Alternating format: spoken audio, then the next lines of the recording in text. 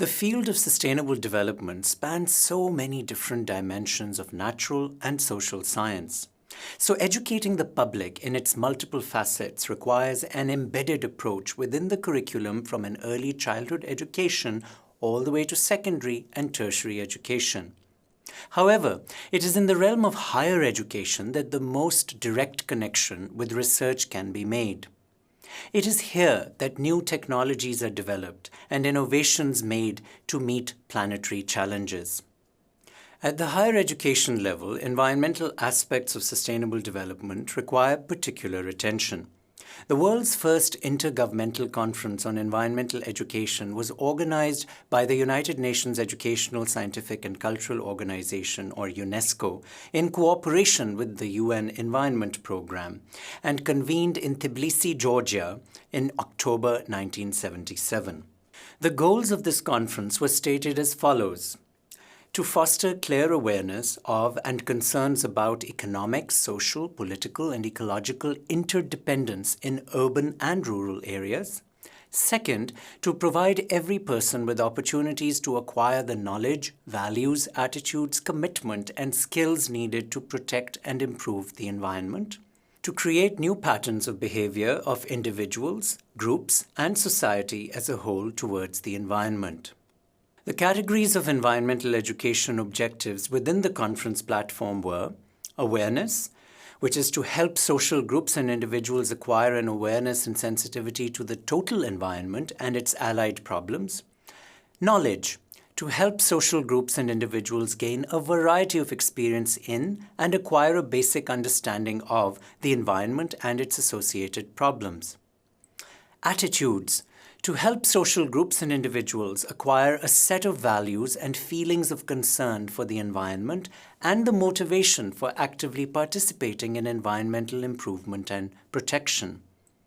Skills, to help social groups and individuals acquire the skills for identifying and solving environmental problems. Participation, to provide social groups and individuals with an opportunity to be actively involved at all levels in working towards resolution of environmental problems. Among governments that have taken higher education about natural resources to heart, the United States does stand out quite remarkably. Some of America's ascendancy in natural resources education can be traced back to a piece of legislation passed in the U.S. Congress in 1862 and signed by President Abraham Lincoln, called the Morrill Act. This law created what we now call land-grant universities. They were followed by the category of sea grant and space grant universities as well, referring to the ever-expanding ambit of environmental education. They were called land grant originally because the federal government granted land to the states to establish these new centers of higher education. And there is one for every state in the United States in this system of land grant universities. These institutions were set up not only to train, but to help the local communities and the states in which they are located. They teach people to solve problems, to develop the skills, the techniques, and the knowledge base to solve ecological problems through a network of agricultural field stations.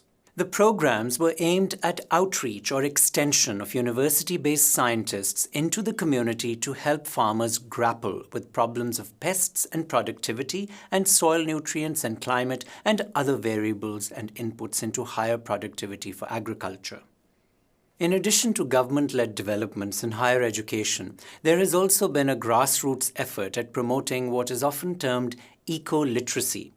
Many universities are requiring undergraduates to fulfill a sustainability course requirement in order to graduate. This is often easier in the American liberal arts education system, but it is also being adopted in European universities. Furthermore, universities are also trying to embed green design into their campuses so as to make the physical environment more sustainable, thereby permeating sustainability in the learning experience of students. The University of Queensland has itself invested in such an approach by housing our Global Change Institute within such a green building. The pedagogy of sustainable development requires a mix of methods that allow for students to be truly immersed in problem solving. One such approach is experiential learning, whereby students are taken into the field and experience sustainability challenges through projects. This can be an expensive learning process, but the sense of empathy that students can experience fosters a deeper commitment to sustainable development. Organizations such as the School for Field Studies and the Earthwatch Institute have pioneered novel experiential learning programs worldwide in this regard. Finally, the online environment, as exemplified by this course itself, has tremendous potential for taking higher education and sustainable development to new levels of global reach. The SDSN Academy, whose content we have used in this course, is an example of the power of this medium in fostering sustainable development education. No doubt, quality control is even more critical to monitor and maintain in the online medium. But this can be certainly achieved through smart proctoring and tutoring technologies. Universities have always been incubators of social change. Whether through science or through political activism, universities have been symbols of human agency. Their role should remain ever so relevant as we grapple with the challenges of sustainable development.